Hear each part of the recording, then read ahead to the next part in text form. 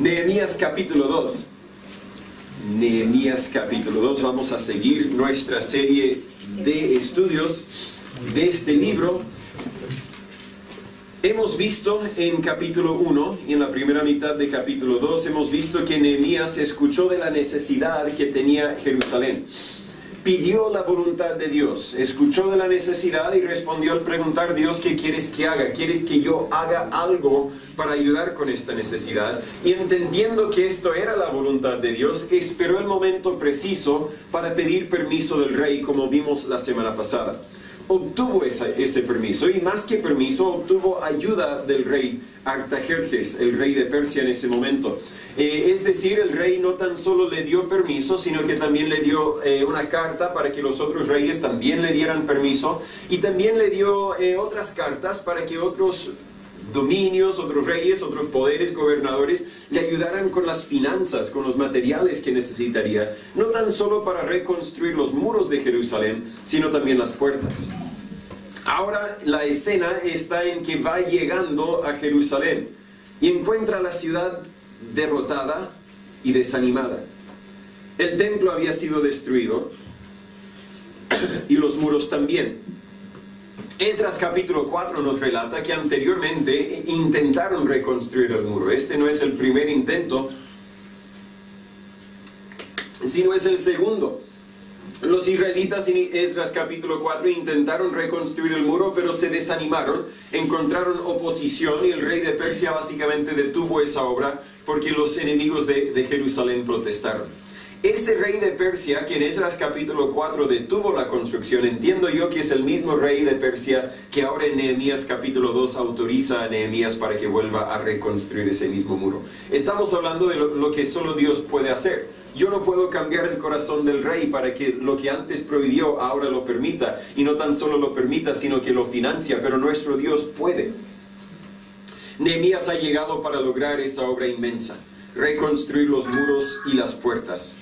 Requiere mucho conocimiento, requiere gran esfuerzo, pero el líder no es el único que tiene que esforzarse, no es el único que tiene que tener ese conocimiento, sino también del pueblo que le va a ayudar. Él podría lograr su objetivo solo quizás en unos 50 años, o creo que quizás nunca. Más bien dicho, su objetivo, la voluntad de Dios para su vida, demandaba que él no tan solo trabajara, sino que también organizara y ayudara a otros a trabajar con él. Y por eso uno de los metas de Nehemías era animar y organizar a este pueblo. Y parece que ese fue su primer enfoque, lo que vamos a ver en este capítulo. Antes incluso de poner una piedra o levantar un palo, yo primero tengo otro objetivo, que es animar a este pueblo desanimado. Y vamos a ver que para lograr algo para el Señor, tenemos que tener líderes y seguidores. Algunas personas quienes van a expresar el deseo que Dios ha puesto en su corazón, el llamado que Dios les haya dado, y otras personas quienes dicen: quizás ese no es mi llamado, pero puedo ayudarte a cumplir lo que Dios te ha mandado a hacer. Nehemías capítulo 2, voy a empezar en el versículo 11 y voy a leer hasta el final del capítulo. Dice Nehemías 2:11: Llegué pues a Jerusalén, y después de estar ahí 3 días, me levanté de noche, yo y unos cuantos varones conmigo, y no declaré a hombre alguno lo que Dios había puesto en mi corazón que hiciese en Jerusalén. Ni había bestia conmigo, excepto la cabalgadura en que cabalgaba. Y salí de noche por la puerta del valle hacia la fuente del dragón y a la puerta del muladar, y observé los muros de Jerusalén que estaban derribados, y sus puertas estaban consumidas por el fuego. Pasé luego a la puerta de la fuente y al estanque del rey, pero no había lugar por donde pasase la cabalgadura en que iba. Y subí de noche por el torrente, y observé el muro, y regresando entré por la puerta del valle, y regresé. Y no sabían los magistrados a dónde yo había ido, ni qué había hecho. Ni hasta entonces lo había yo declarado a los judíos y sacerdotes, ni a los nobles y magistrados, ni a los demás que hacían la obra. Les dije pues: vosotros veis el mal en que estamos, que Jerusalén está desierta y sus puertas consumidas por el fuego. Venid y edifiquemos el muro de Jerusalén, y no seamos más oprobio. Entonces les declaré cómo la mano de mi Dios era buena sobre mí, y asimismo las palabras del rey que me había dicho. Y dijeron: levantémonos y edifiquemos. Así esforzaron sus manos para bien. Mas, habiéndolo oído Sanballat horonita, y Tobías el siervo amonita, y Gesem el árabe, hicieron escarnio de nosotros, y nos despreciaron, diciendo: ¿qué es esto que hacéis vosotros? ¿Os rebeláis contra el rey? Entonces les respondí y les dije: el Dios del cielo, Él nos prosperará, y nosotros sus siervos nos levantaremos y edificaremos, porque vosotros no tenéis parte ni derecho ni memoria en Jerusalén. Oremos antes de seguir. Señor Padre, gracias por tu palabra. Gracias por el privilegio que tenemos de estar aquí reunidos en una casa que usted ha provisto para nosotros. Gracias que ya no estamos en el patio donde el viento, el sol, la lluvia nos afectan. Gracias, Señor, por tus grandes bendiciones. Pero, Señor, tenemos que reconocer que aún nos falta más. Aún deseas más para nosotros, y nosotros tenemos que ser obedientes para cumplir con todo lo que usted quiere que nosotros hagamos, para que podamos juntos y como individuos ser todo lo que usted quiere que seamos. En este momento, Señor, yo le pido que usted nos hable por medio de su palabra, por medio de su espíritu, que nos cambia, que nos dirige, para que logremos lo que usted quiere que logremos con la vida que usted nos ha dado. En el nombre de Jesús le pedimos todo esto. Amén. Nehemías tenía muy claro su propósito. Llegando a Jerusalén, desde el día que salió de Persia hasta que el día que llegó a Jerusalén, hasta los días que estamos leyendo y estudiando ahora, Nehemías tenía claro su propósito. Yo tengo un propósito: levantar este muro, pero también tenía claro su poder. Es decir, yo no puedo levantar este muro solo, pero liderando, dirigiendo, organizando, puedo lograr mucho más de lo que jamás podré lograr con mis manos. Es un estudio que tal vez no va a ser el enfoque para hoy, pero el estudio del poder del liderazgo. Que tu palabra muchas veces puede mucho más que tu mano, que tu brazo, que tu pie. Tenemos que tener mucho cuidado con nuestras palabras. Pero Nehemías reconoció que aunque su poder era limitado, yo quiero destacar que muchas veces nuestras palabras tienen más poder que nuestros brazos y piernas. Es decir, Nehemías reconocía el poder del liderazgo. Y vamos a aprender algunos principios del liderazgo y de los seguidores de los líderes hoy día. Nehemías llegó con los que habían llegado con él. Pasaron 3 días para ver qué es lo que tenían que hacer, en versículos 11 al 16. Y luego vino con propósito y con los permisos necesarios para cumplir ese propósito. Pero antes de anunciar, antes de publicar su llegada, tomó tiempo para evaluar bien la situación.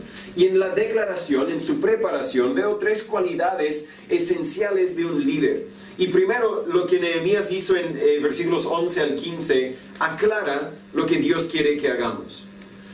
En versículos 11 al 15, antes de declarar, él tiene que aclarar por sí mismo qué es lo que Dios quiere que haga. Claro, entiendo que debo levantar los muros y reparar la puerta de Jerusalén, pero ¿eso qué significa? ¿Qué se requiere? Entienda que Nehemías antes no había visto a Jerusalén, jamás en su vida. Versículo 11 de nuestro pasaje graba el primer momento cuando él ve la escena.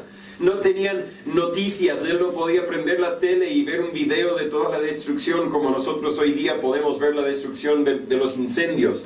Él no tenía ni idea lo que se esperaba. Lo único que tenía claro es que Dios quiere que logre el objetivo. No sé qué tanto tengo que hacer, pero tengo que poner un pie delante del otro, y cuando llegue ahí voy a aclarar bien lo que Dios quiere que haga. Y muchas veces en nuestras vidas Dios nos ayuda a entender que debemos hacer algo sin que nosotros sepamos exactamente qué es lo que debemos hacer. Si se acuerda el momento en que usted decidió confiar en Jesús, cuando se arrepintió, confió en Jesús para su salvación y nació a la familia de Dios, de ese momento usted no tenía idea lo que tenías que hacer. Tal vez algunas cosas en ese momento ya eran claras en tu mente porque sabías que eran pecado, sabías que Dios no los aprobaba y por lo tanto sabías al tiro: ya debo dejar esto, el otro. Pero lo más probable es que a medida que ibas viviendo tu vida, Dios te iba demostrando más y más cosas. En el momento no sabías, pero mientras vivías para Dios, Dios aclaró el propósito que Él tenía para tu vida. Y cuando Dios te da un llamado específico, sea un llamado a ser papá o mamá, esposo o esposa, o sea un llamado para liderar un alcance evangelístico dentro de la iglesia, digamos, quizás en ese momento no sabes lo que se necesita, pero sabes que hay que lograrlo. Si puedo ser honesto, cuando dije este año vamos a empezar una reunión de jóvenes, yo no tenía ni idea que lo íbamos a empezar en febrero. pero luego tuvimos el desayuno navideño y vinieron muchos, no tan solo niños, sino también jóvenes, y dije, no podemos esperar a mitad o fin de año, hay que hacer algo ahora. Y luego dije, pero ¿cómo lo vamos a hacer? No tengo ni idea. Agradezco al hermano Alan, que tiene más experiencia en ese aspecto de trabajar con los jóvenes, que ayudó bastante y creo va a seguir ayudando, pero lo único que sé es que tenemos que hacer algo. Pero tomemos un momento para pensar, ¿qué es lo que necesitamos hacer para poder alcanzar a los jóvenes? Como Saulo en Hechos 9:6, debemos preguntar siempre, Señor, ¿qué quieres que haga? Entiendo que tienes un propósito para mi vida, creo que tengo alguna idea de qué es ese propósito, pero ¿qué debo hacer ahora? Pero más que eso, más que simplemente preguntar, tenemos que conocer lo que se requiere para lograr lo que Dios quiere que hagamos. Por ejemplo, si Dios me mandara a alimentar a un pueblo hambriento, digamos un pueblo en Argentina, o un pueblo quizás en nacimiento que ahora está sin muchas de las cosas que antes tenían, yo tengo que conocer qué es lo que eso requiere. Hablando de Argentina, porque me es un poco más desconocido que nacimiento, por ejemplo, ¿qué comen en Argentina? ¿Qué tipo de comida tienen al alcance? Si yo digo, yo sé, los niños necesitan cereal con leche, pero ¿qué tal si no hay cereal? ¿Qué tal si en esa parte de Argentina no hay vacas para traer la leche? Yo tengo que conocer la situación para saber cómo es que yo debo trabajar. ¿Qué es lo que puedo conseguir barato para estirar la plata que tengo? ¿Cuánta plata tengo? ¿Cuánto dinero tengo a mi alcance? ¿Puedo traer comida importada? Me acuerdo una vez fui a Santiago, creo el segundo año que estuvimos en Chile, fui a Santiago para ayudar a traducir un evento que algunos misioneros médicos en los Estados Unidos organizan. Traen doctores a cualquier parte del mundo por unos 3 días, hacen una clínica para poder ayudar a los necesitados, y claro, durante el día que yo estaba, creo que unas 300 personas vinieron, y mientras esperaban su turno, alguien de la iglesia los tomó aparte y les explicó el evangelio. La idea es tremenda en ese sentido, pero hubo un problema. Yo trabajé como traductor para uno de los médicos, y los médicos examinaran a la gente de una forma fácil, no tenían mucha herramienta, mucho de lo que se necesita, pero examinaban los ojos, la piel, preguntaban las molestias y luego decían, te recomiendo este medicamento. Normalmente tendríamos este medicamento para regalárselo, pero la aduana de Chile no nos permitió traer todo el medicamento que quisiéramos traer. Estamos todavía tramitándolo, así que venga en una semana más para ver si es que hayamos alcanzado a traer el medicamento. Y una semana pasó y no pudieron traer el medicamento. Creo que ni vitaminas dejaron importar. Alguien no hizo su tarea de conocer cómo eran los trámites, o alguien en Habanas no cumplió con su función y simplemente quería estorbar lo que querían hacer. Al fondo era algo hermoso, pero faltó algo de aclarar qué es lo que necesito para lograr lo que quiero lograr en este caso. Si yo entiendo que Dios quiere que edifiquemos un templo, y entiendo que Dios quiere que edifiquemos un templo, hay mucho que yo debo conocer, debo estudiar y debo hacer antes de excavar la primera palada de arena. Y estas cosas lo conversamos un poco, pero la mayoría, el hermano Pedro me ayudó con mucha papelería detrás de la escena, cosas que no se ven, cosas de hablar con el arquitecto para saber dónde podemos excavar, dónde podemos construir, en qué vamos a construir, qué tipo de material, qué material dura, qué material es económico, cómo lo vamos a hacer. Muchas cosas no podemos simplemente llegar y decir, hermanos, vamos a construir, tomen una pala, tomen un martillo y vamos a trabajar. Hay que aclarar ¿qué es lo que Dios quiere que haga? En Lucas 14:28 Jesús dice, porque ¿quién de vosotros, queriendo edificar una torre, no se sienta primero y cuenta el costo para ver si tiene lo que necesita para acabarla? Hay un proceso de obedecer la voluntad de Dios, un momento en nuestro caminar bajo la voluntad de Dios, cuando tenemos que tomar un tiempo para decir, Señor, ¿qué es lo que esto requiere? ¿Qué específicamente quieres que haga? Algunas personas están orando para que sus familiares sean salvos. Quizás, no voy a pedir que levanten la mano, pero quizás cada mano se levantaría y diría, sí, yo tengo un familiar por quien yo estoy orando, para que Dios obre en sus vidas, para que sean salvos. Pero si reconocemos que hay una necesidad, debemos pensar qué puedo hacer yo para ayudar a cumplir con esa necesidad. Hay que planificar o aclarar lo que Dios quiere que hagamos. Dios quiere que sean salvos, sí, yo también quiero que sean salvos, pero ¿qué puedo hacer yo para lograr ese fin? Yo no puedo salvarles, pero puedo testificarles. ¿Cómo debo testificarles? ¿Cuándo debo testificarles? ¿Qué debo hacer si no me quieren escuchar en ese momento? Y en cierto sentido, la hora de la escuela dominical, la hora del evangelismo personal está enfocado en compartir ideas y formas de pensar en que nos ayudarían a saber cómo puedo alcanzarles. Volviendo a Nehemías, él llega a Jerusalén, observa la destrucción y la desanimación. Hizo esta evaluación en secreto porque tenía adversarios quienes se oponían a la voluntad de Dios. Él reconocía, si yo vengo al tiro sin planificar, sin que nadie me conozca, y yo digo, Dios ha declarado que vamos a construir este muro. Quizás nunca levantamos ninguna piedra porque la oposición, así que tengo que pensar bien, tengo que planificar bien para que cuando vengan a criticar, para que cuando vengan a hacer sus preguntas, tengo un tipo de respuesta. Para que no digan, tú no conoces nada. Sí, yo sé, yo he visto esto, el otro, y vi esta falla y la otra falla. Lo he visto, lo he evaluado, lo he examinado, lo he orado. Y juntos podemos lograr lo que Dios quiere que logremos. Esta situación es grave. La destrucción es total. Los muros estaban derribados en versículo 13. Ahora estos muros no son como los nuestros, no son muros como los que algunos muros ya llevan por lo menos un 30-40% de avance en medio día de trabajo, ¿verdad? No son muros que se levantan de un día para otro, tampoco se destruyen en un par de horas. Cuando el ejército de Babilonia conquistó a Jerusalén, se dedicaron, entiendo yo, quizás todo el ejército por varios días se dedicaron específicamente a destruir los muros, no dañarlos, a destruirlos totalmente para que la ciudad estuviera sin defensa.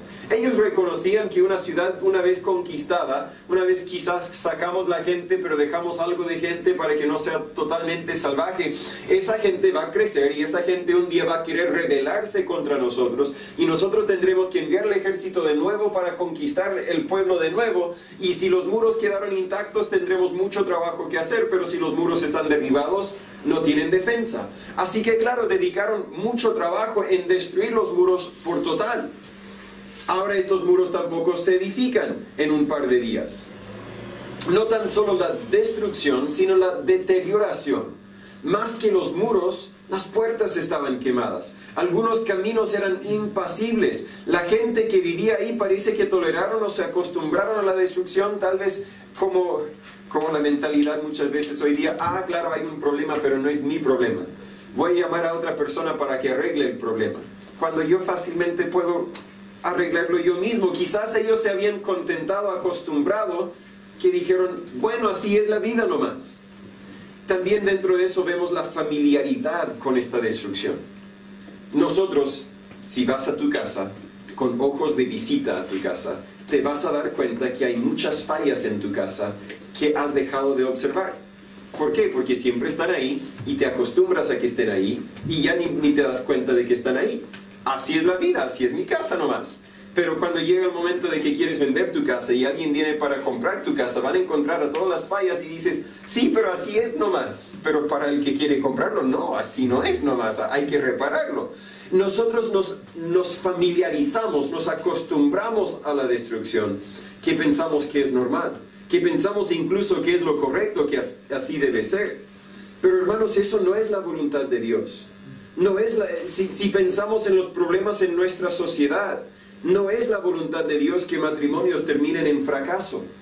No es la voluntad de Dios que niños crezcan y respondan rebeldes a sus padres. No es la voluntad de Dios que jóvenes sin casarse tengan hijos. No es la voluntad de Dios que hayan tanta delincuencia, que hayan quienes quieren tomar su propia vida. No es la voluntad de Dios que las personas se emborrachen para olvidarse de sus problemas. No es la voluntad de Dios que la religión falsa sea la más compartida y la más conocida. Lo que hoy día hemos conocido y llegado a aceptar como normal en nuestra sociedad, hermanos, en muchos casos, no es la voluntad de Dios. Necesitamos una visión celestial de lo que la vida debería ser. Nehemías hizo esta evaluación porque tenía que conocer los hechos para formular un plan basado en la realidad. No es que Nehemías era flojo o procrastinador, si lo digo bien, ¿verdad? A veces yo digo, sé que debo hacerlo, pero primero déjame pensarlo bien. Y al fondo es que no quiero hacerlo. No era lo que sucedió con Nehemías. Nehemías llegó queriendo cumplir la voluntad de Dios, pero dijo, tengo que tomar un tiempo para pensar, evaluar bien la situación. Tomó muy pocos días realmente para evaluar la situación. Y luego solo unos 2 meses para terminar el trabajo. Él no era flojo, solo quería hacerlo bien. Le pregunto, ¿sabes lo que te costará vivir para Dios este año 2023? Si eres hijo de Dios, podemos declarar, yo sé que la voluntad de Dios para mi vida este año es que yo viva por Él. Tal como el año pasado Él quería que yo viviera por Él y el año que viene también quiere que viva por Él. Yo sé que Dios quiere que viva por Él. Pero ¿qué es lo que te va a costar? No es suficiente decir, voy a vivir para Dios. Tienes que entender lo que eso quiere decir. Y luego tienes que planear las decisiones que tendrás que tomar para evitar el pecado, para evitar el fracaso, para evitar el enfriar tu corazón con Dios. Primero puedes decir, bueno, si voy a vivir para Dios este año, yo voy a leer mi Biblia cada día. Yo creo que si queremos tener una relación sana con Dios, si queremos ser fuertes espiritualmente, tenemos que llegar a esa decisión. Voy a leer mi Biblia cada día dentro de lo posible. Voy a asistir a cada reunión que pueda. Voy a tomar momentos cada día, no un momento, momentos cada día para hablar con Dios, para orar con Dios, para confesar mis faltas y pedir la ayuda de Dios. Si voy a vivir para Dios, yo tengo que hacer todo eso. Pero eso requiere tiempo. Y si realmente voy a lograr esas tres cosas, voy a tener que eliminar ciertas cosas de mi vida. Quizás debo pasar menos tiempo en Facebook para que pueda pasar más tiempo en oración. Quizás debería rehusar las fiestas que caen en día domingo para poder asistir a los cultos. Quizás debo levantarme más temprano para tener tiempo para leer mi Biblia. Tengo que reconocer que para vivir para Dios hay que pagar un precio. Amén. Y no digas voy a vivir por Dios si no estás dispuesto a pagar ese precio. Tal vez dices voy a dar de mis finanzas como Dios quiere. Y bueno, el primer mes te va bien porque te sobra. Y el siguiente mes te va bien porque te sobra. Y luego viene el mes que te falta y dices, ouch, yo no sabía que me iba a costar tanto. ¿Vas a vivir por Dios o no? No tenemos que decir al ver la destrucción, así es y así siempre será. No tenemos que resignarnos a lo que hoy es. Podemos confiar en que Dios puede cambiar cualquier situación. Pero necesitamos esa visión celestial y el poder divino. Un buen líder no tan solo aclara lo que Dios quiere que hagamos, sea como grupo o como individuo, sino un buen líder también anima a otros. Y eso lo vemos en versículos 16 al 18. En versículo 17 especialmente, Nehemías dice, les dije pues, vosotros veis el mal en que estamos, que Jerusalén está desierta y sus puertas consumidas por el fuego. Venid y edifiquemos el muro de Jerusalén y no seamos más oprobio. Tenemos que animar a otros muchas veces para lograr la voluntad de Dios. Porque muchas veces la voluntad de Dios no tan solo se enfoca en nosotros, sino como individuos, sino se enfoca en nosotros como grupo. ¿Sabes? Si yo voy a vivir por Dios, me será mucho más fácil, de hecho seré más efectivo en mi vida por Dios, si tengo otras personas en mi alrededor quienes también viven por Dios. Por lo tanto, yo puedo invertir en otros, yo puedo animar a otros para que también lean su Biblia, para que también oren, para que juntos conversemos y juntos crezcamos. Primero veo que Nehemías se identificó con ellos en versículo 17. Dice, vosotros veis el mal en que estamos. Acuérdense, hace una semana Nehemías no había tocado su pie en Jerusalén. Él fácilmente podría haber llegado y decir, vosotros veis el mal en que están. Esto es su problema, no ha sido mi problema. Y al final, para que no sean más oprobio. Pero no lo dice así. Dice, veis el mal en que estamos. Yo me incluyo con ustedes. Para que ya no seamos nosotros más oprobio, me incluyo con ustedes. Él no era de Jerusalén, no era responsable para esa situación, pero se incluyó con ellos. Para que ellos entendieran, no vine a condenarles, vine para ayudarles. Amén. Nehemías no evitó el problema al volver al palacio tampoco. Él bien podría haber llegado y decir, wow, yo no sabía que están mal. Chicos, voy a orar por ustedes, pero me queda una pega bien cómoda allá, así que vuelvo nomás. No, él dijo, esto aunque no es mi problema, yo lo voy a asumir como mi problema. Y hablando del corazón de un pastor, déjame decir que cuando usted tiene un problema en su vida, siento lo mismo. Me identifico con ustedes, quiero compartir esa carga, no quiero condenarles en su carga. Y aunque la carga tal vez moleste, aunque la carga tal vez es una carga que en momentos yo quizás no quisiera llevar, realmente la quiero llevar contigo. Así que comparte tus cargas, comparte tus necesidades para que yo pueda hacer algo para ayudarte. Pero volviendo al tema, si vas a alcanzar al mundo con el Evangelio, tendrás que sacrificar tu comodidad para tomar una responsabilidad que quizás no sea tuya. Si vas a alcanzar al mundo con el Evangelio, tendrás que dejar tu comodidad para tomar una responsabilidad que quizás no pareciera ser tuya. Si escuchas de una necesidad del Evangelio en otras partes de Chile, en otras partes del mundo, puedes decir, no es mi problema. Mi responsabilidad es mi familia, mis vecinos, mi iglesia. Ese no es mi problema. Pero ¿qué tal si Dios quiere que hagamos algo? Quizás no podemos ir a vivir allá, pero podemos orar, podemos ofrendar, podemos hacer algo aunque nos cueste. Si vas a ver a tu familia florecer en el amor de Dios, no puedes decir que es un problema en el corazón de ellos y que no hay nada que puedes hacer. Tienes que reconocer que aunque tal vez el problema está en el corazón de mi hijo, yo puedo hacer algo. Yo puedo reconocer que esto también es mi problema. Yo puedo incomodarme para hacer algo para intervenir aquí. Y entre más jóvenes que sean los hijos, mejor. Nehemías se identificó con ellos, luego les compartió la visión. Edifiquemos el muro de Jerusalén, dijo en versículo 17. Ahora ellos tal vez escuchan eso y dicen, está loco, eso es imposible.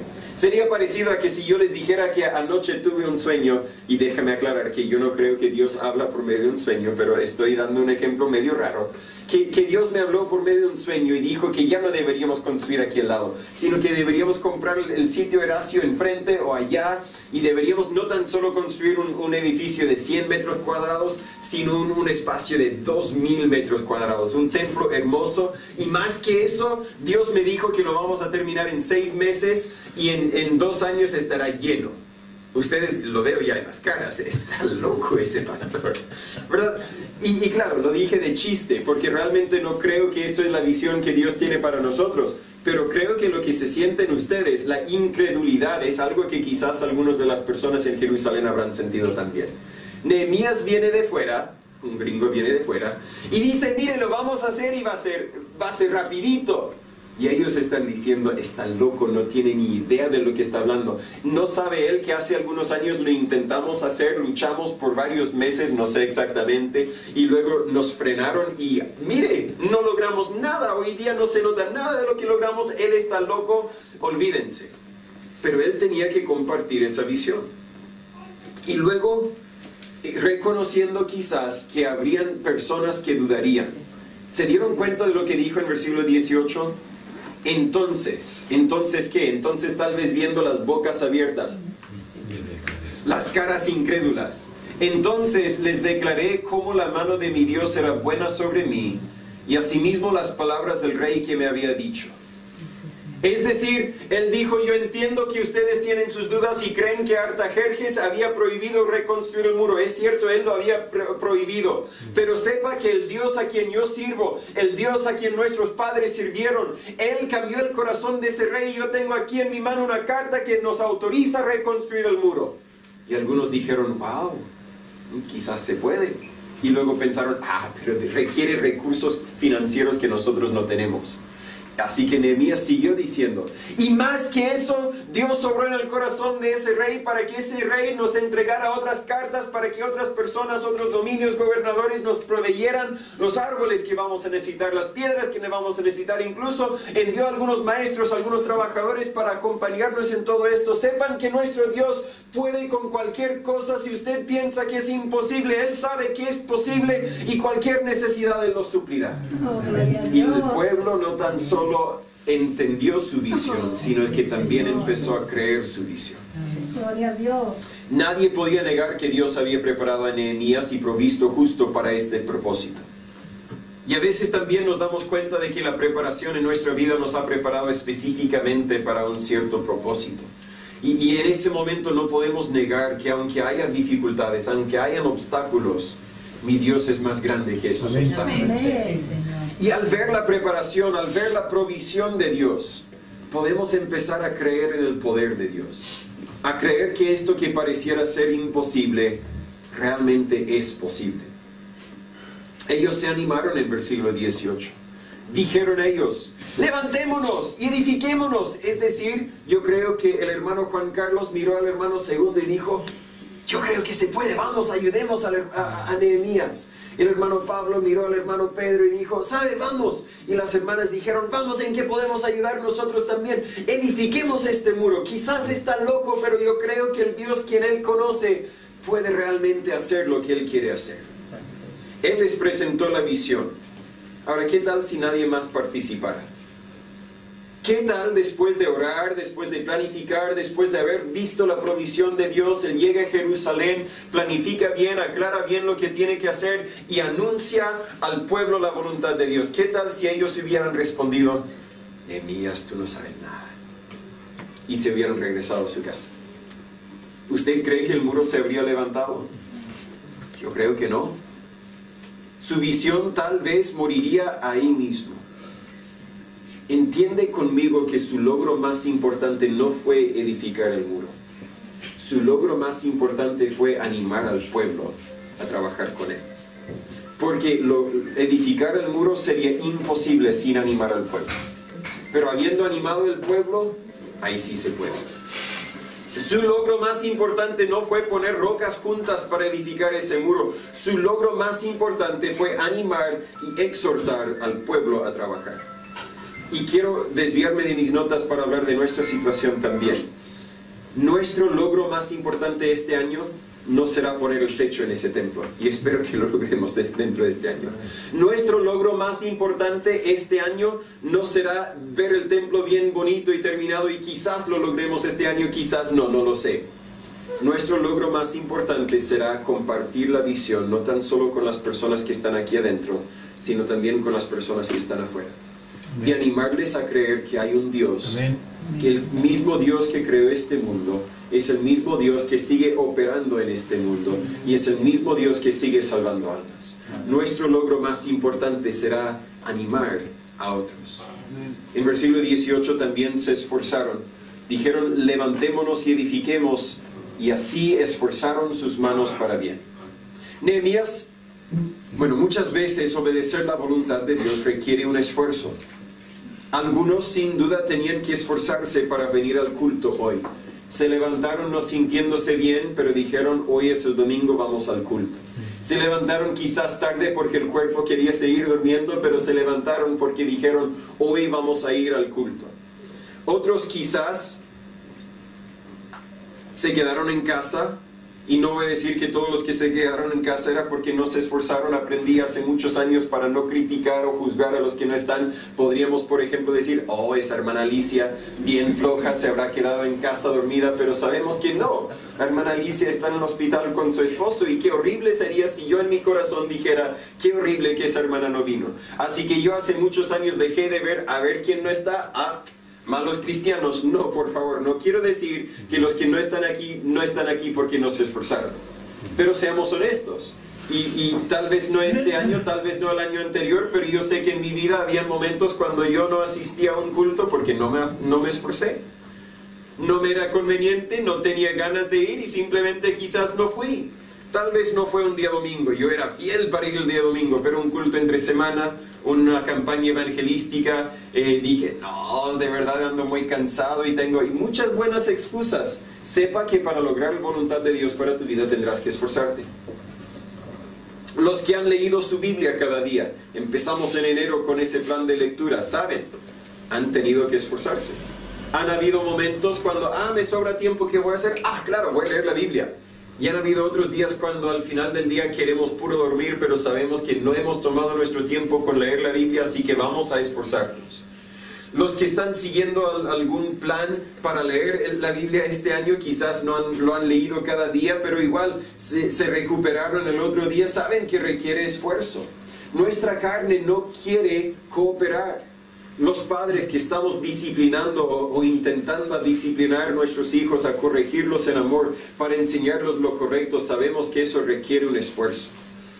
Hermanos, para obedecer la voluntad de Dios casi siempre requiere un esfuerzo. Amén. Por eso en Deuteronomio capítulo 31, el contexto aquí, Moisés está por morir, él sabe que el pueblo quizás está un poco desanimado, y Josué ahora le va a tomar su lugar.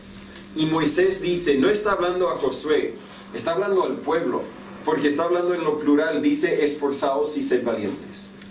Moisés dice, yo sé que van a haber momentos difíciles, pero esforzaos y sed valientes. Yo sé que van a haber momentos cuando quieren dejar de seguir adelante, como los muchos momentos en los últimos 40 años cuando yo les dirigí en el desierto. Pero esforzaos y sed valientes. No temáis, ni tengáis miedo de ellos, porque Jehová tu Dios es el que va contigo. No te dejará ni te desamparará. Cuando no quieres poner un pie delante del otro, cuando no quieres seguir viviendo para Dios, sepa que Dios aún es contigo y Dios aún quiere que sigas adelante. Esforzaos y sed valientes. Y deberíamos animarnos el uno al otro de que vale la pena seguir a Dios. Porque ¿sabes algo? Cuando tú dejas de esforzarte, me es más fácil a mí dejar de esforzarme. Cuando tú dejas de ser fiel a los cultos, me es más fácil a mí decir, mira el hermano, la hermana tal, que son cristianos bien maduros, también son muy inconstantes a venir al culto, así que yo también voy a dejar de ir al culto de vez en cuando. Espero este año poder empezar con una reunión, un culto entre semana. Mi temor, humanamente hablando, no quiero decir que esto es lo correcto porque creo que es incorrecto, pero mi temor es que vamos a empezar ese culto y van a venir 2 personas más de mi familia. Y yo voy a decir, ¿para qué hacer todo esto? Y va a pasar 1 mes, 2 meses, y si viene poca gente, lo más probable es que yo diga, ¿sabe? No vale la pena, no vamos a tener este culto entre semana. Porque yo también soy humano y yo también lucho contra mi carne. Pero ¿sabe? Si en el culto entre semana vienen 15, 20 personas, me va a dar ánimo. Y voy a decir, aunque me cueste, aunque me es difícil, voy a seguir adelante porque ellos también se están esforzando para lograr esta voluntad de Dios. Cuando tú dejas de esforzarte, me es más fácil a mí dejar de esforzarme. Pero cuando veo que tú te esfuerzas, cuando veo que tú en lo bueno y lo malo sigues adelante, me da fuerza, me da valentía a mí para seguir adelante en lo bueno y en lo malo. En Esdras capítulo 4, el pueblo intentó reconstruir el muro, pero se desanimaron. Y esta vez se esforzaron, y quizás se esforzaron porque uno se esforzó a pesar de toda la oposición. En los 50 y tantos días que van a pasar, Nehemías va a tener mucha oposición. Pero él sigue esforzándose, sigue animándose, sigue animando al pueblo, y el pueblo al final logra lo que Dios quiere que logre. Pero si vamos a lograr la voluntad de Dios, no tan solo tenemos que aclarar la voluntad de Dios, no tan solo tenemos que animar a otros, sino que también tenemos que ignorar la oposición. En versículo 19, justo después de que el pueblo dijo, levantémonos y edifiquemos, Mas habiéndolo oído Sanballat horonita y Tobías el siervo amonita y Gesem el árabe, hicieron escarnio de nosotros y nos despreciaron diciendo, ¿qué es esto que hacéis vosotros? ¿Os rebeláis contra el rey? Vamos a ver a estos hombres muchas veces en este libro. Son los enemigos de Dios. En versículo 10 se habían enojado con que Nehemías haya llegado para ayudar a Jerusalén. Parece que estos hombres no tenían interés en el bienestar de Jerusalén.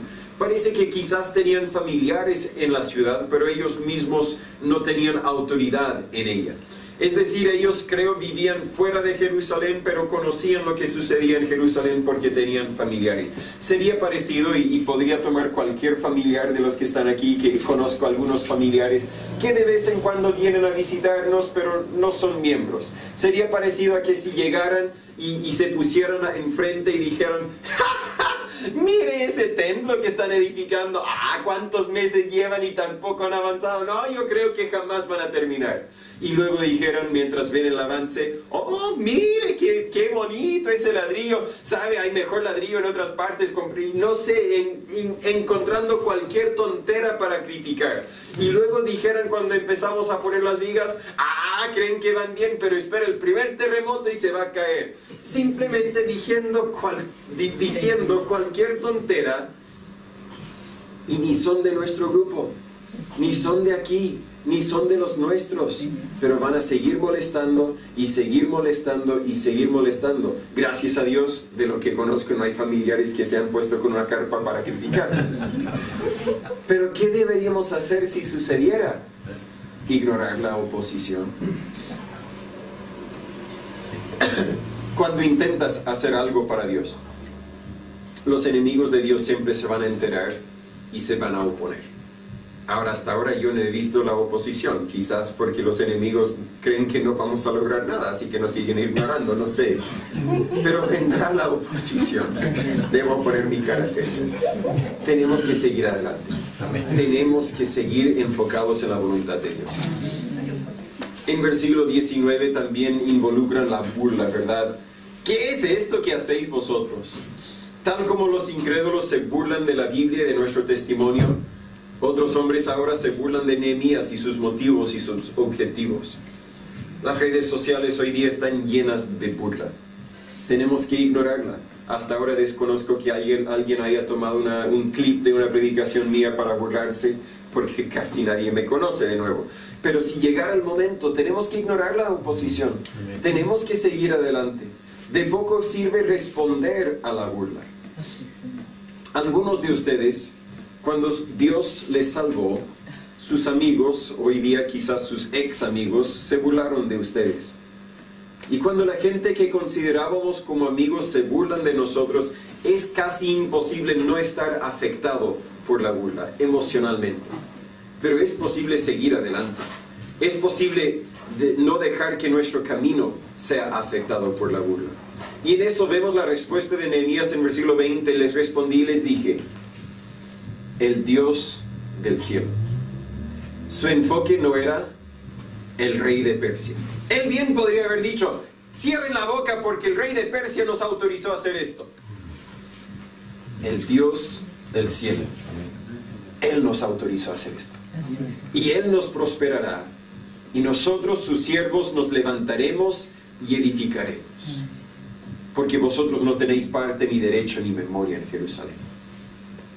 Vemos su determinación en cumplir la voluntad de Dios a cualquier precio. Estos hombres no tienen autoridad, pero han actuado como que si la tuviesen.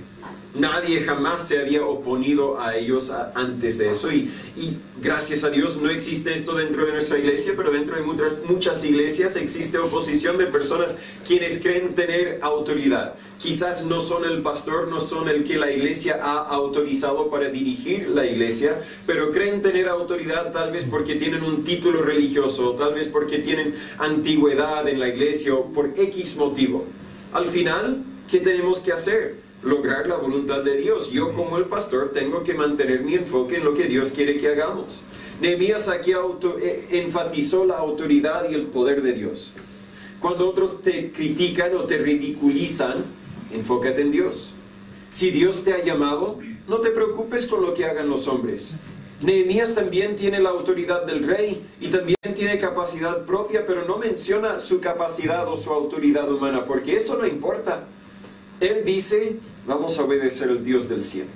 Algo parecido a lo que Pedro y los apóstoles dijeron en Hechos 5:29, cuando dijeron: es necesario obedecer a Dios antes que a los hombres. Ahí los tribunales humanos decían: les vamos a castigar si siguen predicando a Jesucristo. Y dijeron: aunque tengan autoridad, no obedecemos esa autoridad. Obedecemos a Dios antes que a los hombres.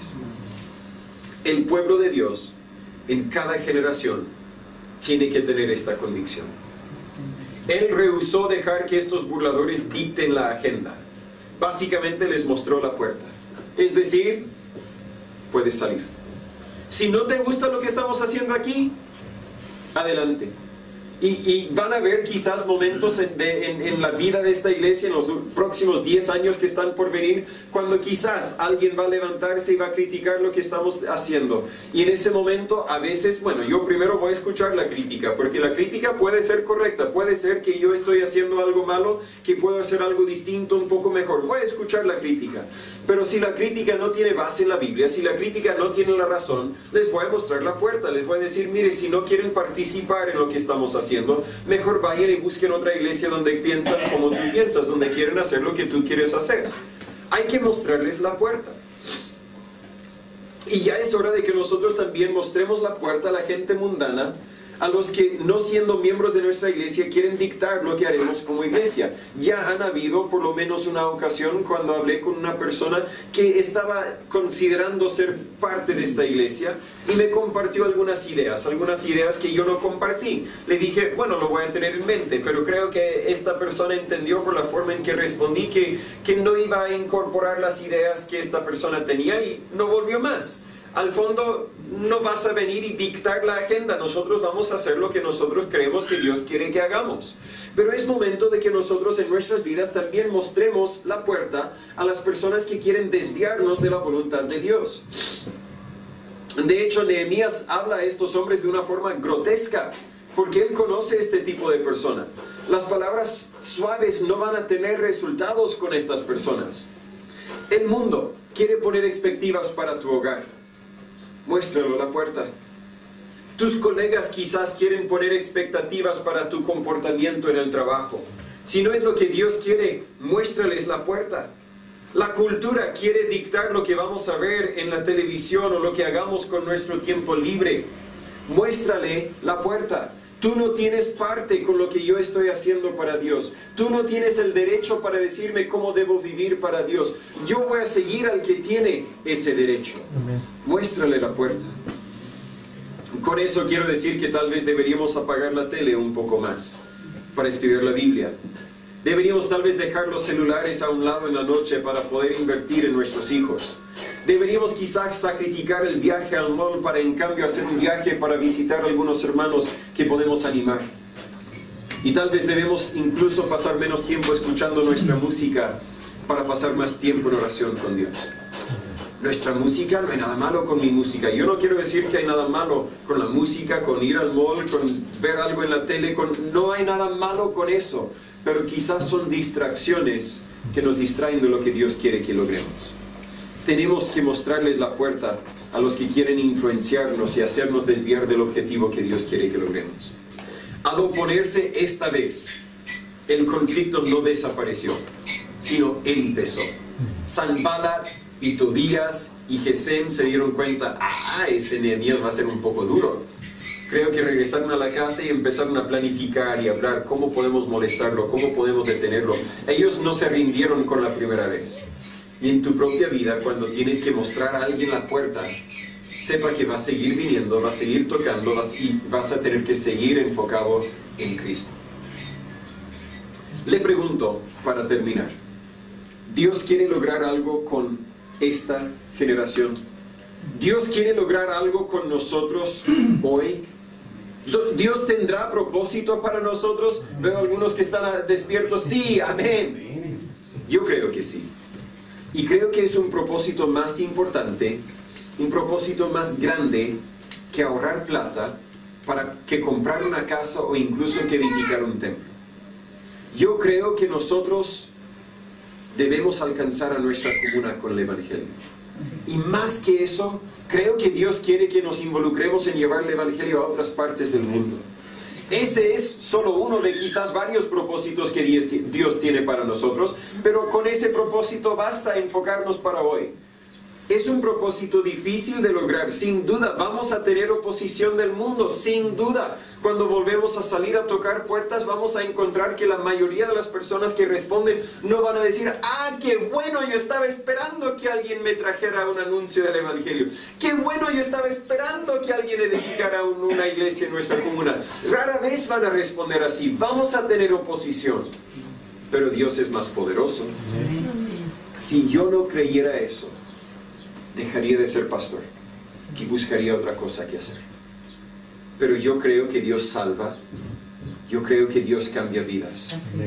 Yo creo que Dios cambia hogares. Y creo que Dios cuida a sus hijos.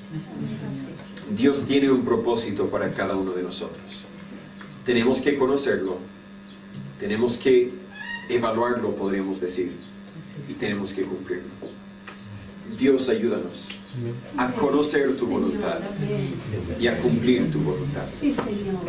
Sin duda podemos hablar de la voluntad que que usted tiene para nosotros como grupo, pero al hablar de su voluntad para cada uno de nosotros como individuos, la realidad es que yo lo desconozco. Espero que cada hijo suyo lo conozca, y si no lo conoce, Señor, obra en sus vidas para que la puedan reconocer. Y ayúdanos, Señor, a eliminar las distracciones para enfocarnos en el trabajo que usted ha puesto delante de nosotros. Si hay alguno aquí hoy que no ha confiado en su Hijo para la salvación de su alma, Señor, ayúdeles a ellos a conocer que tu voluntad para sus vidas es que se arrepientan, que crean el Evangelio, que hoy día puedan vivir la vida nueva que usted les ofrece, hoy día puedan tener una relación contigo. Pero para los que somos tus hijos, no nos dejes pensar que tu voluntad terminó cuando nos salvó, sino ayúdanos a reconocer que tu propósito para nuestras vidas realmente empezó ahí, que ahí fuimos creados en Cristo Jesús para buenas obras. Y Señor, denos la fuerza, la valentía para andar en esas obras. Ayúdanos a levantar el templo, sí, pero ayúdanos, Señor, a alcanzar a nuestros vecinos, a liderar nuestros hogares como debemos, a ser ejemplos de los creyentes en cada aspecto de nuestras vidas. Señor, cámbienos y úsanos. En el nombre de Jesús se lo pedimos. Amén. ¿No son las verdades de Dios hermosas? Yo encuentro que entre más leo y más aprendo, más me doy cuenta que aún me falta más para aprender. La Biblia es el único libro que traspasa todo tiempo, traspasa toda cultura y aplica a mi vida y a la tuya también, y a de los otros hermanos también, de una forma distinta tal vez, pero siempre habla a nuestras vidas. La Biblia dice que la palabra de Dios es más fino que una espada de dos filos, que penetra el alma, que discierne hasta los pensamientos. Yo no sé cuál sea lo que la Biblia haya revelado en tu vida, pero si Dios te habló, tú habla con Dios ahora. Mi voz se va a apagar en un minuto y no tendrás que escucharme más, bueno, hasta la otra semana. Pero espero que tú tomes el tiempo para responder a Dios y decir: Dios, tienes toda la razón, yo estoy mal, yo tengo que cambiar esto, debo esforzarme más en esto, debo dejar que el Espíritu Santo me transforme más en esta otra área de mi vida. No dejes para mañana lo que debes hacer hoy. La obediencia indica hacerlo inmediatamente. Así que si Dios te ha dicho que deberías hacer algo, hazlo ahora. Yo no sé cuál sea lo que Dios quiere que tú hagas. Yo no sé la forma en que este mensaje te habló a ti, pero yo sé que Dios siempre habla. Yo no escucho ningún mensaje sin saber que Dios me habló a mí. Y si tú también estabas poniendo atención, estoy seguro que Dios te habló a ti. Y te invito a tomar este momento, los 5 o 10 minutos que siguen, comprométete con Dios. Voy a hacer lo que me mandas a hacer. Voy a cambiar ese aspecto específico de mi vida. La Biblia nos dice en 1 de Juan 1:9, si confesamos nuestros pecados, Él es fiel y justo para perdonar nuestros pecados y limpiarnos de toda maldad. Él es fiel y justo, pero nosotros tenemos que hacer nuestra parte. Tenemos que confesar los pecados. Y confesar simplemente significa admitir: Dios, tienes toda la razón. Dios, tú eres el rey y no yo. Perdóname, desde aquí en adelante voy a obedecerte. Comprométete y luego hazlo. Nunca te darás pena que hayas tomado la decisión de seguir a Cristo. Gracias.